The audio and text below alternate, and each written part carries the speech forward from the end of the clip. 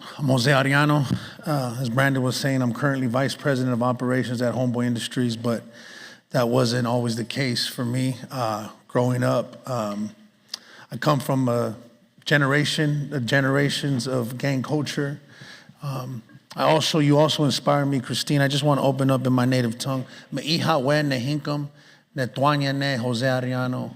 Hello, my relatives. I'm Jose Arellano. My ancestors are from the Los Angeles Basin. We're Gabrielino Tongva. We are the original caretakers of the Los Angeles Basin. And growing up, I knew that. But there was shame around being Indian. You know, there was shame around being native, indigenous. Came with a lot of narratives, poverty, alcoholism, substance abuse issues. And for my household, also, it was plagued by the gang lifestyle. My mother was a gang member. My grandparents are all from the same neighborhood. All my uncles, all my cousins, they were all gang members. What's interesting, when I was growing up, I didn't want to be a gang member. I had this sense that everything that was happening in my household was wrong. And, you know, just seeing everything that my mother was going through, my uncles and cousins in and out of prison. And I also had an older cousin of mine that was wise beyond his years. And I remember being around like 9.5 years old. He was a couple years older than me. He calls me to my grandmother's backyard. And he says to me, he says, "Hey, primo, hey, cousin, promise me one thing, that no matter what happens, you and me, we're not going to get jumped into the barrio," which means we will not get jumped into a gang. He extends his hand, and without even thought, you know, without even having to consider the question, I said, "Of course, I promise you, primo." And we made a pact in my grandmother's backyard. It was not the end of the crack epidemic, but it was the beginning of the methamphetamine epidemic in our community, and methamphetamine just hit our community like the plague and ravaged through my household. My mother went from being a young gang member to being a full-blown drug addict. Now, we grew up poor, and we were very resilient, and, you know, being poor, to an extent, it affected us, but what little bit we had, we were able to survive amongst ourselves. But when my mother became addicted to drugs, we became extremely poor. You know, growing up poor was one thing, but we you know, lights were getting turned off, even the water. We couldn't afford the water bill. And I always say to people, I learned how to bird bath as a kid before I ever went to prison. You know, and we were just doing the best we could with what we had. But like anything, either things get progressively better or get progressively worse. And so things got progressively worse. And it was the summer right before junior high school. And, you know, at this time in my life, like I said, I didn't want to be a gang member. So I excelled in school. I did well in school. I took up the trumpet. I was in marching band. I loved school so much because I hated being at home. If I was able to live at school, I would have. I would have never came back home. That's how much I enjoyed being at school. I was in the GATE program in Los Angeles, gifted and talented education. I did everything that I could to not participate in what was happening in my community and what was happening in my household. But it was the summer right before junior high school, and my cousin, the one that promised me, well, we promised each other that we would never join a gang, he got jumped into the neighborhood. From one day to the next, he was a gang member. He didn't consult with me. We didn't talk about it. It just happened. There was a friend that I had that lived down the street from us, and he had like this semi-normal life. You know, he had a stepdad, he had a mother, he had food in his refrigerator, and he had like basic cable TV. So I enjoyed being at his house. But I enjoyed being at his house so much that I would overstay my welcome. And I didn't know that as a kid growing up. You know, I wasn't conscious of those things. So, you know, me growing up, I didn't have a curfew at night. Nobody was going to come out looking for me. I could stay out till whatever time I wanted to. Him, on the other hand, was a little bit different. So there would be times I'd be at his house, and his mother, it'd be like 10:30, 11 o'clock at night, and his mother would say to me, "Oh, Jose, it's getting late. You know, Christian got to go to bed. I'm going to have to ask you to leave." You know, it was rough for her. I understand. So At this point in my life, my mother's drug addiction is really just consuming her. I didn't know who my father was. Every male in my household was in and out of prison and was violent. And so I went down the street to my friend's house one night, and I knock at the door. And somebody comes to the peephole, but they didn't answer the door. They had a side window. I go to the side window and I knock. And I say, "Hey, it's me, Jose." And they turned off the living room light and they turned off the TV. And it just hurt, you know, it was just a moment in my life that it just felt like everything was stacked against me. I didn't have a process. I didn't know what I was feeling, but I just knew that it hurt, and it hurt a lot. My house was the hangout spot, so there was always gang members in my yard. There was always gang members at my house. I always had an excuse why not to join a gang. I'm going to band practice, or I got something going on with school. But this time I walked back to my house, and one of my other cousins, who had already been a gang member for quite some time, he was 16 years old, was in front of my house, and my homeboy, who wasn't my homeboy at the time, Lefty, was in front of my house. And I walked up to the front, and Lefty looks at me, and he says, "What's up, homie? Why you look so sad? Did your dog die or something?" And I said, "I'm not sad." And he says, "You want to get jumped into the barrio?"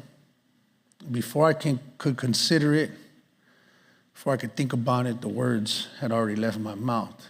And I said, "Yeah." I said, "I'll get jumped into the barrio." I said, "Matter of fact, I'll get jumped in tonight." And we walked across the street, and they beat on me viciously. They beat on me. I fell. They kicked me. They told me, "Get up." They beat on me some more.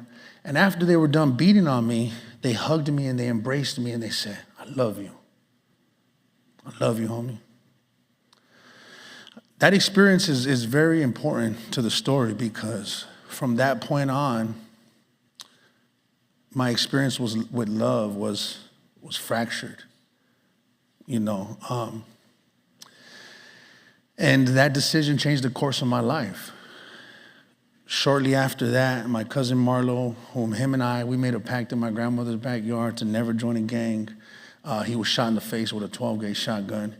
He was murdered. He was 14 years old when he died. My life it started to move really fast. Things just started to happen. I knew that death was around every corner. And it, like anything else, it got progressively worse. Imagination, you know. I remember I used to imagine my funeral. I used to close my eyes and I used to daydream about it. I used to picture my mother and wonder, will she cry? Will she stop getting high if she sees me in a casket? Who will be there if I'm murdered in the street? Will it change anything? I used to imagine that as a little boy. I used to daydream about it. At 15 years old, I got incarcerated. I got locked up for selling drugs.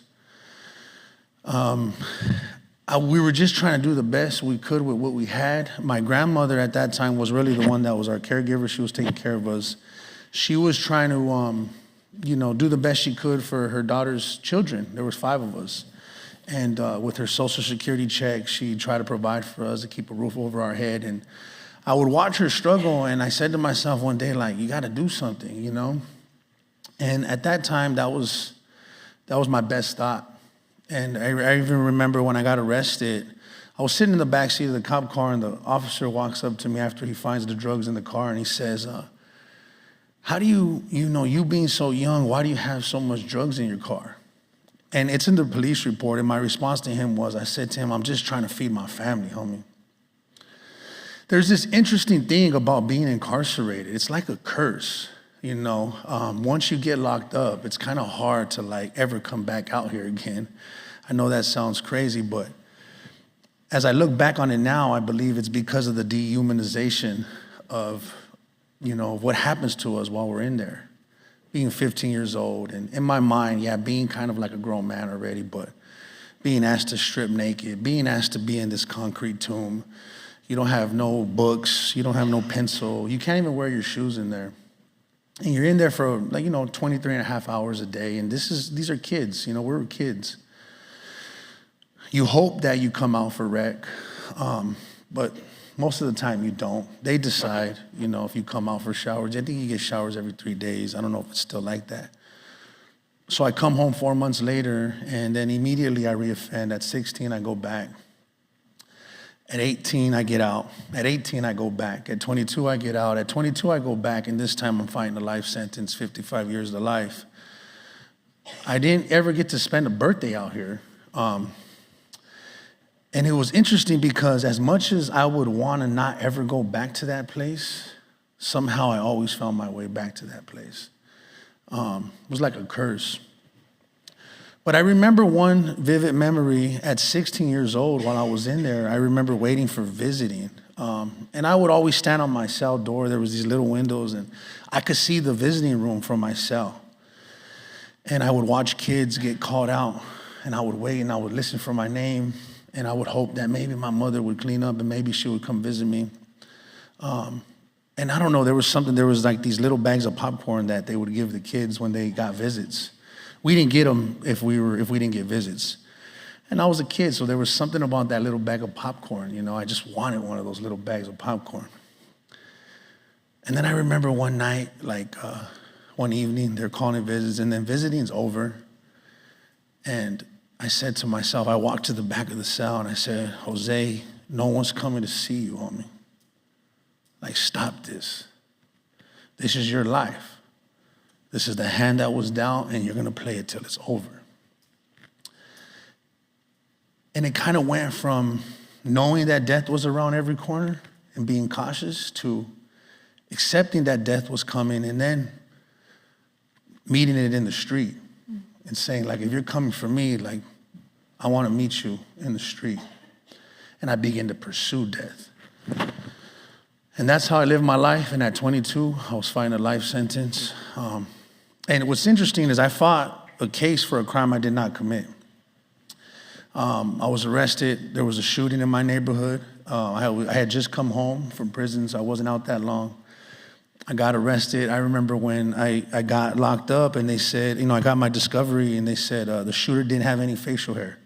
And he was 5'7", 5'8". I was 6'1", full goatee and mustache. But because of my gang tattoos, I was bounded over to Superior. And I eventually took a plea bargain because that's just life. That's how we live. Doesn't matter if you did it or not. We're just going to survive through this no matter what. And I took my plea bargain and I caught the chain. And by this time, the relationship with my mother was so estranged, it's like we didn't really have a relationship. And I'll give you an example. Homies from my neighborhood, because my mother's from the same gang as me, they would come to me while I was out and they would say to me, hey, homie, your mom's over here in an alley or in a garage getting high. You should probably go check on her. My response to them was, I don't have a mother, homie. Because that's how hurt I was. That's how broken I was. So here I am, like fish to water. I'm back in it, not thinking of anything different, not even really desiring anything different. And I catch the chain, and when I got to the pen, I got word that my mother had died in her addiction. By this time in my life, I felt like I didn't have a heart to be broken. I didn't desire love or to be loved. And I had experienced a lot of pain, a lot of loss, a lot of death. But there was nothing that I can compare to this pain. No matter what I did, I tried to stuff it down. Drank manufactured alcohol, participated in violence. I just couldn't run from this pain. And it wasn't like my heart was broken, it was like my soul was broken. And I did everything I could. I even put a needle in my arm. I went from being a gang member to being a drug addict. And I realized something while I was in there. I realized that everything that I hated, I became. Everything I grew up as a kid despising and not wanting to participate in, everything I hated, I became. And then I got to understand my mother. Because God only knew what she had been through as a child. I heard stories from my grandmother, brief little stories. My grandmother didn't have the capacity to even hug us because she had experienced so much trauma, so much pain, so much racism, so much violence. She was an orphan at 12. And she did the best she could with what she had, But if pain is not transformed, then pain is transmitted. And so it was passed down. I was in the hole. I was doing my last shoot term in the hole. And I remember, that saying, everywhere you go, there you are. And I had to eventually look myself in the mirror, literally. And we have these little square mirrors that are stuck to the wall in the hole. And I remember looking at myself one day. And inside of myself, I asked myself, like, who are you? How did you get to this point? Like, how did you get here? Sat on my bunk, and I started to think about my life being a kid. When I was a little kid, I would watch a bunch of sitcoms, but in particular, these two sitcoms. One was Family Matters, and one was It's a Small Wonder. And I started to reflect on that. And what I loved about those shows is that I love the family dynamics that those shows had. The mom, the dad, they ate dinner together. I always desired that life. And here I was in prison desiring that life again. So there was this little glimmer of like desire to have something different, but I didn't know if it was possible anymore. I came home, and my first intent was get a job. If you get a job, you can contribute, you can provide.